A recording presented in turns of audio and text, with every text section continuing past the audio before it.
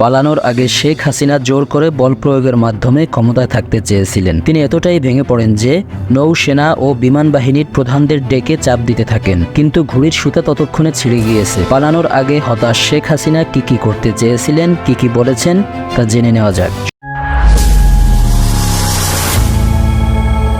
সকাল 10:30টার দিকে প্রায় 1 ঘন্টা বিভিন্ন বাহিনীর শীর্ষ কর্মকর্তাদের চাপ দিয়েছিলেন তিনি। পরিস্থিতি যে একেবারে নিয়ন্ত্রণের বাইরে সেটা তিনি কিছুতেই মানতে চাচ্ছিলেন না। তিনি কারফিউ আরও কড়াকড়ি করতে বলেন, কিন্তু সকাল 9টার পর থেকে আন্দোলনকারীরা কারফিউ ভেঙে নামতে শুরু করেছিল, তাই অবস্থা আরও জটিল হয়ে যায়।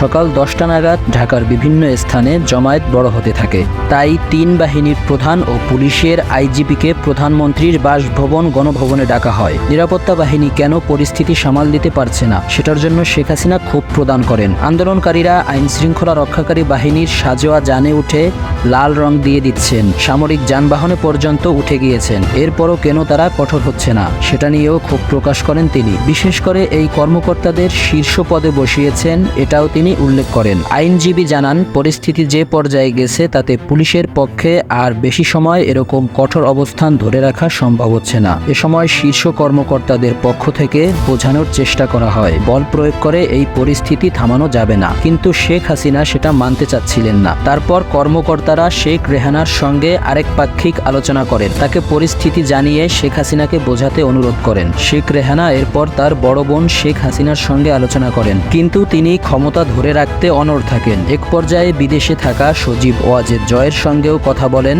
একজন শীর্ষ কর্মকর্তা। এরপর জয় তার মায়ের সঙ্গে কথা বলেন। জয় তার মাকে বোঝা দেশে থাকা তার জন্য সুবিধার নয়। শেখ হাসিনার শারীরিক নিরাপত্তার জন্য সবাই উদ্বিগ্ন ছিল। তারপর শেখ হাসিনা পদত্যাগের জন্য রাজি হন। তিনি তখন একটি ভাষণ রেকর্ড করতে চান, যেটা ছিল জাতির উদ্দেশ্যে প্রচারের জন্য। ততক্ষণে গোয়েন্দা তথ্য আসে যে বিপুল সংখ্যক ছাত্র জনতা শাহবাগ ও উত্তরা থেকে গণভবনের দিকে রওনা হয়েছে। দূরত্ব বিবেচনায় 45 মিনিটের মধ্যে শাহবাগ থেকে গণভবনে আন্দোলনকারীরা চলে আসতে পারে। ভাষণ রেকর্ড করতে দিলে গণভবন থেকে বের হওয়ার সময় নাও পাওয়া যেতে পারে। এই সময় শেখ হাসিনাকে ভাষণ রেকর্ডের সুযোগ না দিয়ে 45 মিনিট সময় বেঁধে দেওয়া হয়। এরপর ছোট বোন রেহানাকে নিয়ে তেজগাঁও এর পুরনো বিমানবন্দরে আসেন শেখ হাসিনা। সেখানে শেখ রেহানা ও তার কিছু লাগেজ উঠানো হয়। তারপর তারা বঙ্গভবনে যান। সেখানে পদত্যাগের আনুষ্ঠানিকতা শেষ করে বেলা 2:30টার দিকে সামরিক হেলিকপ্টার করে ছোট বোন সহ ভারতের উদ্দেশ্যে রওনা করেন শেখ হাসিনা। হেলিকপ্টারটি ভারতের আকাশে প্রবেশের পর কিছুক্ষণ উড্ডয়ন করে, পরে আগরতলার বিএসএফ এর